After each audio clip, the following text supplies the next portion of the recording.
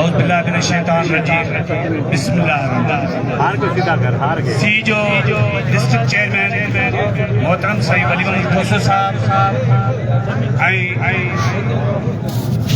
जेतिरा बि department central government सां तालुक़ रखनि था उन्हनि जा ज़िलई डिवीज़न जा उहिदेदार साहिबान ऐं मुंहिंजा मुलाज़िम साथियो अस्सलाम वालेकुम।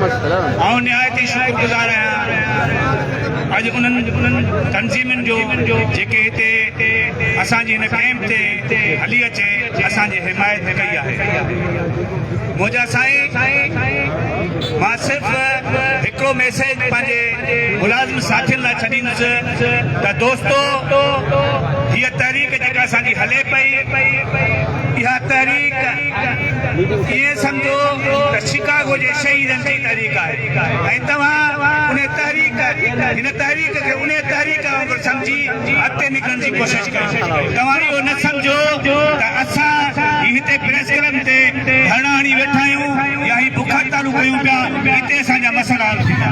कतई हीअ सिंध गवर्नमेंट आहे कॾहिं बि न मञींदी। असांखे कराची लाइ जेको धरणे जी तयारी करणी आहे सुभाणे खां वठी असां पंहिंजी तयारी मुकमिल कयूं ऐं असां कराची 6 तारीख़ ते जेको धरणो हणो उन में असांजा जेतिरा मुलाज़िम आहिनि जेके घरनि में वेठा आहिनि उन्हनि लाइ पियो मैसेज आहे त महिरबानी करे तव्हां पंहिंजो पाण सां सचाई कयो। उहिदेदारनि ते न आहे या जेके हर हिकु मुलाज़िम जो मसइलो आहे जेको हिकु ग्रेड खां वठी करे मुलाज़िमनि जो आहे। तव्हां सभु जा सभु गॾिजी 6 तारीख़ ते कराची बिलाल हाउस जे धरणे जी तयारी कयो। तव्हां इहो न सम्झो त असां आसानी सां को कराची पहुचींदासीं। हीअ सिंध गवर्नमेंट आहे हीअ तव्हांजी रस्ता रोकप कंदी तव्हांजे लाइ जेको सो शेलनि जो बंदोबस्तु कंदी पर आउं इहो चवणु चाहियां थो त असां हिन वक़्तु सिंध जा मुलाज़िम हर हवाले सां तयारु आहियूं। तव्हां सिंध गवर्नमेंट खे चऊं था त तव्हांखे जेको करिणो आहे उहो तव्हां कजो। असां 6 तारीख़ ते इंशाअल्लाह कराची पहुचूं पिया ऐं असां जेसी ताईं पंहिंजा हक़ न वठंदासीं इंशाअल्लाह ताला एसी ताईं कराची मां न उथंदासीं।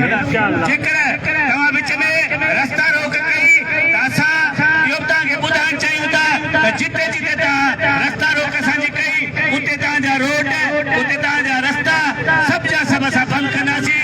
जे असां कराची नथा पहुची सघूं त तव्हां इहा पक सम्झो त तव्हां बि असेंबली में न पहुची सघंदव तव्हां बि कराची न पहुची सघंदव।